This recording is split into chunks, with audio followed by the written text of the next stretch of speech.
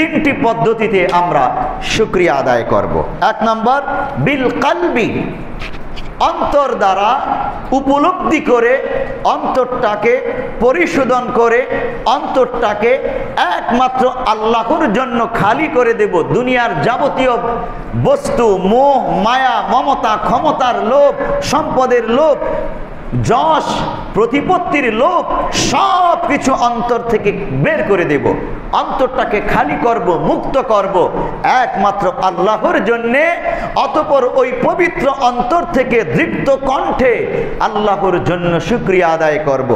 দেখুন এখানে হযরত দাউদ আলাইহিস সালামের কথা সূরা সাবা এর 13 নম্বর আয়াতের তাফসীর করতে গিয়ে তাফসিরে কুরতুবিতে আল্লামা ইবনে কাসির রাহমাতুল্লাহি আলাইহি এই বক্তব্যটি এনেছেন। ক্বালা দাউদ, হযরত দাউদ আলাইহিস সালাম বললেন, ইয়া রাব কাইফা উতিকু শুকরাকা আলা নিআমিকা, আয় আল্লাহ আমি কি করে তোমার নিয়ামতের শুকরিয়া আদায়ের যথাযথ শুকরিয়া আদায় করব? তোমার নিয়ামতের শুকরিয়া আদায়ের হক কি করে আমি আদায় করব? ওয়া কুদরাতি আলা শুকরিকা নি'মাতান লাক, অথচ তুমি যে আমাকে একটি নিয়ামতের শুকরিয়া আদায় করার শক্তি দিলা, যোগ্যতা দিলা, ওই যোগ্যতার বলে আমি যে আলহামদুলিল্লাহ বলে শুকরিয়া আদায় করলাম, এই যে আলহামদুলিল্লাহ বলতে পারলাম, এই যে শুকরিয়া আদায় করতে পারলাম, এটার জন্য তো আমাকে আরেকবার শুকরিয়া আদায় করা লাগবে।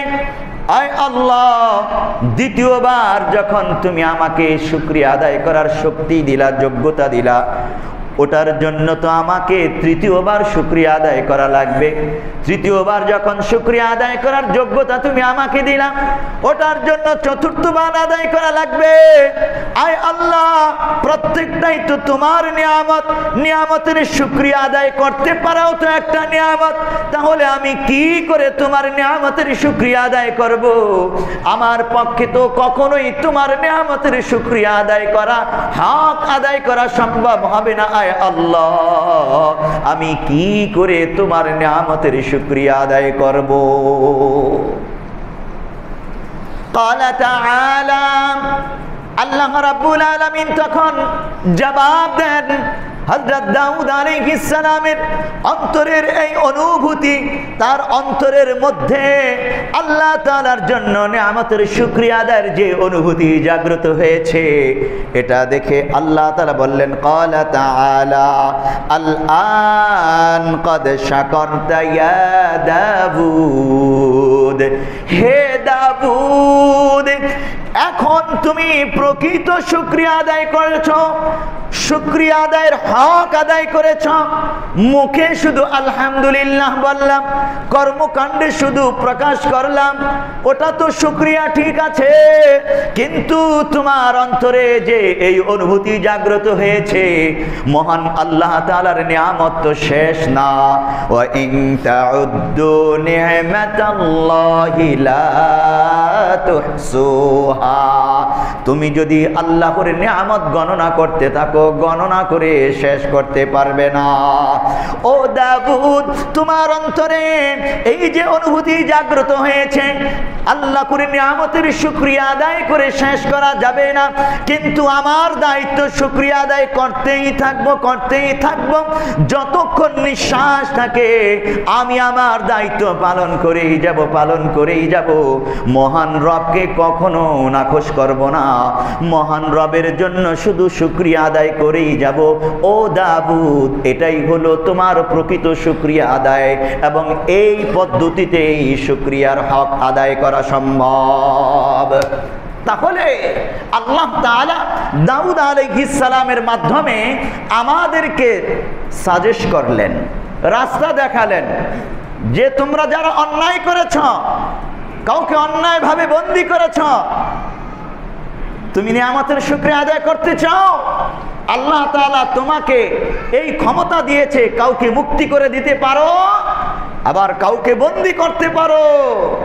এই ক্ষমতাটুকুন আল্লাহ তাআলা তোমাকে দিয়েছে, এটা অনেক বড় নিয়ামত। সুতরাং তুমি শুকরিয়া আদায়ের হক আদায় করো। কিভাবে?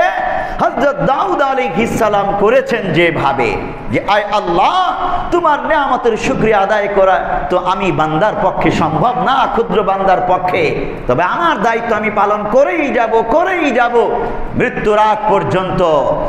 যারা অন্যায়ভাবে কাউকে বন্দী করে অথবা ছেড়ে দেয়, মুক্ত করার, বন্দী করার সক্ষমতা যাদের আছে, তারা এখান থেকে এই সবক নেবে যে এখন আমি এই পদ্ধতিতেই শুধু চলবো, এই পথেই শুধু চলবো যেই পথে আল্লাহ তাআলা খুশি হন এবং আল্লাহর নিয়ামতের শুকরিয়া আদায় করা যায়, ওই রাস্তাতেই আমি হাঁটবো। এখন থেকে আর অন্যায় করব না, এখন থেকে আর অন্যায়ভাবে কাউকে বন্দী করব না, এখন থেকে আর অন্যায়ভাবে কোনো জালেমকে মুক্ত করব না, ছেড়ে দেব না, বরং আমার ক্ষমতা, আমার পাওয়ার আল্লাহর দেয়া নিয়ামত, এই নিয়ামতকে আমি সঠিক কাজে খরচ করব, যেই কাজে মহান আল্লাহ খুশি হন, আমার রব খুশি হন। এইভাবে যদি রুজু হতে পারে আল্লাহর বান্দারা, তাহলে তারা আল্লাহর নিয়ামতের শুকরিয়া আদায়ের হক আদায় করতে পারবে, যথাযথ রাস্তায় থাকতে পারবে।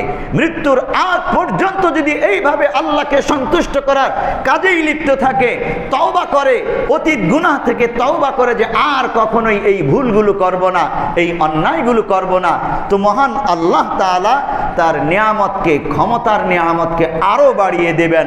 অন্যথায় এমনভাবে লাঞ্ছিত করবেন আল্লাহ তাআলা, বান্দা কল্পনাও করতে পারবে না যে কিরে, কি করে আমি এত অপদস্থ হয়ে গেলাম, এত ক্ষুদ্র তুচ্ছ লাঞ্ছিত হয়ে গেলাম, সে চিন্তাও করতে পারবে না।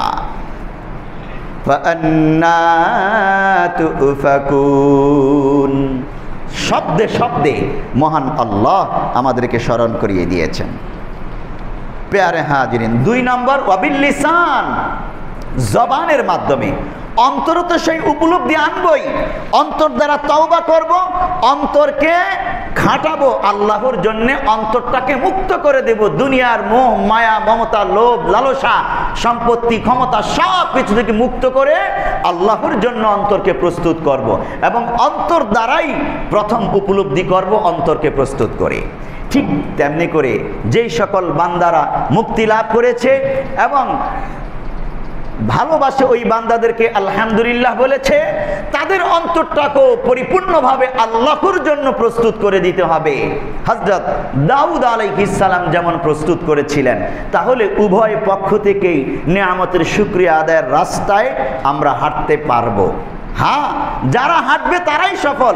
কেউ যদি ঘাউরামি করে যে আমার দরকার কি, আমার ক্ষমতা আছে, যেভাবে খুশি সেভাবে চলবো, সে ব্যর্থ হবে, সে নাকাম হবে, ধ্বংস হবে।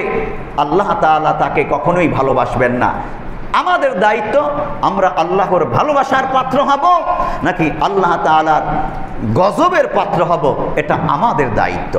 2 নম্বর ওয়াবিল লিসান, জবান দ্বারা আমরা শুকরিয়া আদায় করব নিয়ামতের। আল্লাহর নবীকে মহান আল্লাহ বলছেন, ওয়া আম্মা বিনি'মাতি রাব্বিকা ফাহাদ্দিস, ওগো নবী আপনি আপনার রবের নিয়ামতের আলোচনা করুন। ব্যাপক আলোচনা, বর্ণনা করতে হবে যে আমার আল্লাহ আমাকে এই নিয়ামত দিয়েছে, এই নিয়ামত দিয়েছে, আমার রবের নিয়ামতের আমি স্বীকার করি। এইভাবে জবান দ্বারা ঘোষণা করতে হবে, প্রকাশ করতে হবে। কিন্তু আমাদের বান্দারা এই জায়গায় বড়ই কৃপণ। যখন সম্পত্তি কামাই করে বলে আমি এই কষ্ট করে কামাই করেছি, আল্লাহর নাম মুখে নেয় না। অকৃতজ্ঞ বান্দা। ক্ষমতায় যারা থাকে তাদের তো অবস্থা আরো ভয়ঙ্কর। আল্লাহর নাম নাই যে আল্লাহ আমাকে ক্ষমতায় বসিয়েছে। অকৃতজ্ঞ বান্দারা বলে আপনারাই আমাকে ক্ষমতায় বসিয়েছেন, জনগণই ক্ষমতার উৎস। আহা, কত বড় মূর্খ! জনগণ কখন বান্দাকে ক্ষমতায় বসাতে পারে? ক্ষমতার মালিক আল্লাহ। কুলিল্লাহুম্মা মালিকাল মুলকি তুতিল মুলকা মান তাশাউ ওয়া তুইজ্জু মান তাশাউ ওয়া তুযিল্লু মান তাশাউ বিয়াদিকাল খায়র। মহান আল্লাহর হাতে ক্ষমতা। যাকে ইচ্ছা আল্লাহ ক্ষমতায় বসান, যাকে ইচ্ছা টেনে হিচড়ে কানে ধরে নামান। সময় হলে নামাবেন কানে ধরে। এখন কানে ধরে নামাচ্ছেন না, এই জন্য হয়তো ধারণা করতেছি আমিই সঠিক। সুতরাং জনগণ আমাকে ক্ষমতায় বসিয়েছে, জনগণ যখন চাইবে তখন আবার ক্ষমতা থেকে নেমে যাব। প্রশ্ন, জনগণ কখন চাইবে? জনগণ কখনো চাওয়ার শেষ নাই, চাওয়ার পদ্ধতিরও শেষ নাই, পাওয়ারও শেষ নাই। জনগণের চাওয়া পাওয়াও এটাও ক্ষমতাবানরা নিজের মতো করে নিয়ন্ত্রণ করে। এই রকম অবস্থা সারা পৃথিবীর চিত্র প্রেক্ষাপট। কারণ আল্লাহর নবী মুসনাদে আহমদের হাদিসে বলেছেন, মুলকান জাবারিয়া, চতুর্থ পর্যায়ে ইতিহাসের চতুর্থ ভাগ পৃথিবীতে আসবে মুলকান জাবারিয়া, জুলুমতন্ত্র। সারা পৃথিবীতে এখন সেটা চলতেছে। সুতরাং এখানে কে কাকে কিভাবে নিয়ন্ত্রণ করে সাধারণ মানুষরা ভালো করেই বুঝে। আমাদের দায়িত্ব যে আমরা প্রত্যেকেই মহান আল্লাহকে খুশি করার রাস্তায় হাঁটবো ইনশাআল্লাহ। তাহলে শুকরিয়া আদায় করতে থাকা, জবানের মাধ্যমে ব্যাপকভাবে বলতে থাকা। অনেকগুলো হাদিস এই প্রসঙ্গে আছে, সময়ের স্বল্পতার কারণে আমি সেই হাদিসগুলোতে প্রবেশ করছি না। শুকরিয়া আদায় কাকে বলে, সংজ্ঞা কি? আল ইতিরাফু লিন-নিআমি ওয়া ইসতিমালুহা ফি তাআতিহি।